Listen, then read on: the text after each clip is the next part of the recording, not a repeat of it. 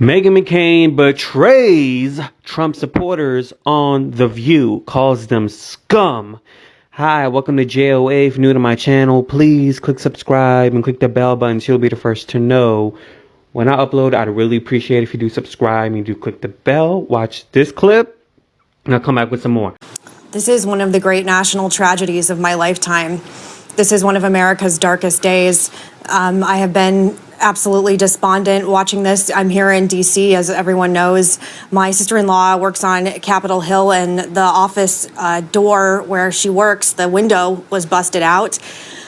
I think that this is a good time to take a very hard look at where we are as a country and take a very hard look at where we are with President Trump. The bedrock of our democracy and the bedrock of who we are as Americans is the peaceful transition of power. And he is clearly a president who has turned into a mad king. And at this point, I'm calling on all Republicans and conservatives who still have clout. We have to invoke the 25th Amendment. We cannot withstand this. Our country cannot go on like this. And we cannot possibly risk the idea that we could have more violence between now and President Biden getting elected and inaugurated. You know, yesterday when I was watching the footage, these bastards are using the American flag as symbols as they are attacking our own republic, the same flag that our veterans at Iwo Jima held after World War II. You are not patriots. You do not represent America. You are scum of the earth who are using and abusing and bastardizing all that I love and have grown up with for your own sick agenda. And that agenda has been directly sent by President Trump. And then he didn't disavow it. He didn't send in the National Guard. And then he called them special and said we loved them. Ivanka Trump called these people patriots. Yeah. I am a patriot. I come from a patriotic family. I come from a family of service, as does everyone on this show. You are hurting our country. Yeah. You are becoming a national embarrassment, and we have to get him out immediately because this cannot stand. The final words I want to say on this show this morning, in the words of Oliver Cromwell, in the name of God, go. Go. We cannot take this anymore. So I don't know if you guys felt that there was like awkward tension despite what happened on Capitol Hill. I felt like with the host, it was awkward tension, especially yesterday. And of course, Meghan McCain is going to make it about her. And so Whoopi did mention during the show that, you know, Trump is lucky that no one died, and otherwise it would have been on him. But actually, you know, someone did die. So there were, it says, according to sources, there was actually a woman that passed away. You know, she called herself a libertarian, of course, to some people. You know, when I see libertarian, it's just another word for, you know, being a Trump supporter. And so she go by the name of Ashley. On her Twitter page, it says, veteran, America, libertarian. I love my dude, my dogs, and above all, my country. She's actually a woman of service. She served in Iraq. And so basically, she was at the wrong place at the wrong time. I was reading, and, you know, during the moment where she was at, people were yelling duck, and like she just continued to proceed, and she got shot in the neck. So on her Twitter page is full of like, you know, retweets for Trump. It's full of, hey, I'm going to Capitol Hill. So she was going there.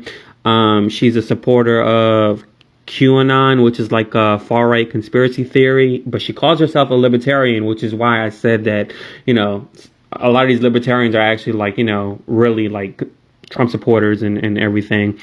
And so basically, you know, she had a tweet saying, I'll be in DC on the 6th. God bless America. And WWG1, WGA, whatever that means. I really don't care. And so there wasn't actually a witness. There was a witness during the time it took place. And he told a TV station that a number of police and Secret Service were saying, get down, get back, get out of the way.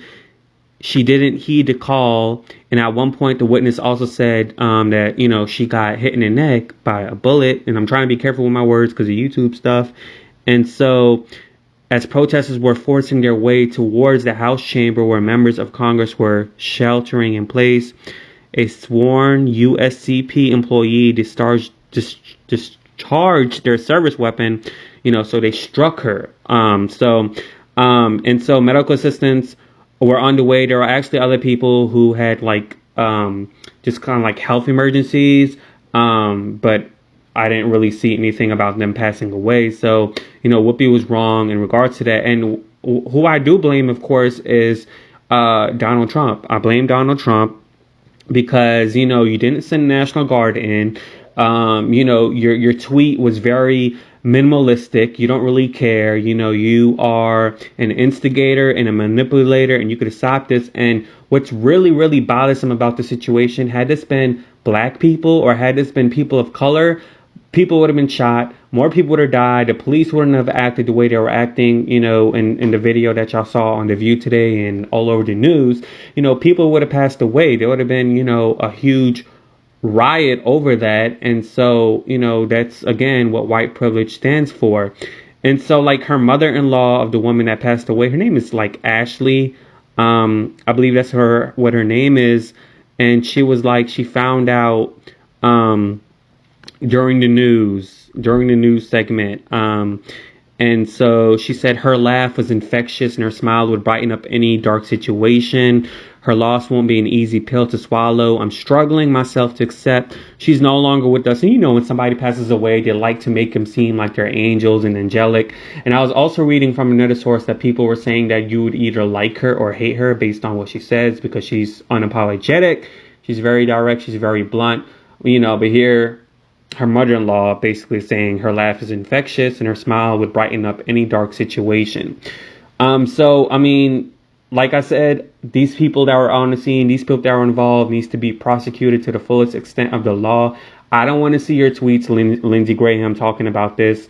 I don't know what Trump has on you besides you being a homosexual, which, I mean, come on now. You're able to live the life you want to live without the repercussions but losing your job. I mean, you're old as hell. You're like in your 60s, 70s. I don't know what your age is, but, dude, what does Trump have on you? Because, like, the man seems like he has morals and principles, but at the same time, he also has a side to him, this dark side in him that is just kind of like, it's someone has something on him to where he just like, he's forced to act in a different way, in a different manner. So, I mean, I just don't understand that. I don't get it per se. But, I mean, what I've watched and what I've seen on TV, I know is very popular and I didn't want to watch it, was something that you would see overseas, something that you would see in Afghanistan, something that you would see during actual war. And that's not right here. We have a democracy. That's why a lot of foreigners want to come here. We have freedom of speech, freedom of right, freedom of liberty, freedom to be armed. We have, these freedoms that are aligned within our Constitution. And what I saw yesterday on the news and today just watching the show was not the United States of America. And now people overseas who die to come here for opportunity. I'm a parent of immigrants, okay? Like, my mom, she came here, at an earlier age, went to elementary school. My father came here in his late 20s. People want to come here, to live a better life, to work hard, to have opportunities.